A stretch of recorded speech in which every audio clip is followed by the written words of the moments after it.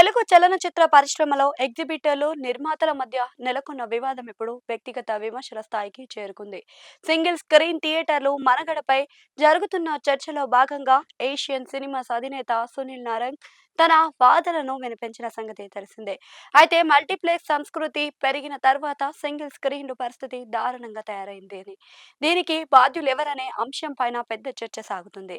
ఈ చర్చలో సునీల్ నారంగ్ మాట్లాడుతూ సాంకేతికత పరంగా సింగిల్ స్క్రీన్లను వెనుకబడి ఉండడమే ప్రధాన సమస్య అని అభిప్రాయపడ్డారు. ప్రస్తుతం మల్టీప్లెక్స్లలో డాల్బీ అట్మాస్ వంటి ఆధునికత sound systems, high quality projection అందించగలుగుతున్నామని, కానీ సింగిల్ స్క్రీన్లలో అటువంటి భారీ పెట్టుబడులతో కూడిన సౌకర్యాలను కల్పించడం సాధ్యం కావడం లేదని ఆయన విమర్శించారు.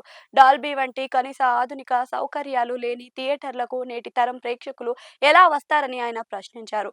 ఈ వ్యాఖ్యలకు నిర్మాత నాగవంశి అత్యంత ఘాటుగా కౌంటర్ ఇచ్చారు. ఆయన ఎవరు అనే పేరును ప్రస్తావించకుండానే ప్రశ్నకు సూటిగా జవాబిచ్చారు. నాగవంశి కౌంటర్ వేస్తూ దాదాపు 300 మల్టీప్లెక్స్ స్క్రీన్లు ఉన్న ఒక పెద్ద ఎగ్జిబిటర్ ఇప్పుడు సింగిల్ స్క్రీన్ల బాధ గురించి మాట్లాడడం విడ్డూరంగా ఉందని ఎద్దేవా చేశారు.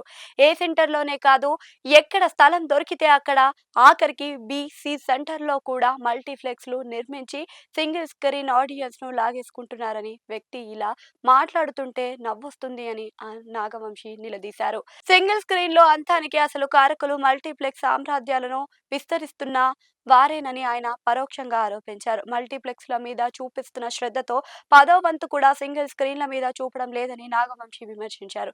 ఒకవైపు మల్టీప్లెక్స్లను విలాసవంతంగా తీర్చిదిద్దుతూ, మరోవైపు సింగిల్ స్క్రీన్లను కుక్క తొట్టిలాగా వాసన వచ్చే స్థితికి దిగజార్చారని నాగవంశి ఆవేదన వ్యక్తం చేశారు. కేవలం లాభాల కోసం మల్టీప్లెక్స్లను ప్రోత్సహిస్తూ సామాన్య ప్రేక్షకుడికి అందుబాటులో ఉండే సింగిల్ స్క్రీన్లను ఎగ్జిబిటర్లు కావాలని నిర్వీర్యం చేస్తున్నారని ఆయన ధ్వజమెత్తారు.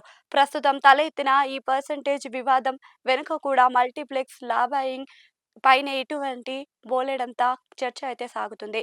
సింగిల్ స్క్రీన్లను బాగు చేయడం చేతకాక నష్టాల సాకుతో పర్సెంటేజ్ విధానం కోరడం ద్వారా పంపిణీ వ్యవస్థను దెబ్బతీయాలని చూస్తున్నారని నిర్మాతలు వాదిస్తున్నారు. ఈ వివాదం చినికి చినికి గాలివానలా మారుతుంది. ఈ తరుణంలోనే పెద్ది వంటి పెద్ద సినిమాల విడుదల సమయానికి ఈ రెండు వర్గాల మధ్య సయోధ్య కుదురుతుందో లేదో అన్న టెన్షన్ వాతావరణం అలుముకుంటుంది.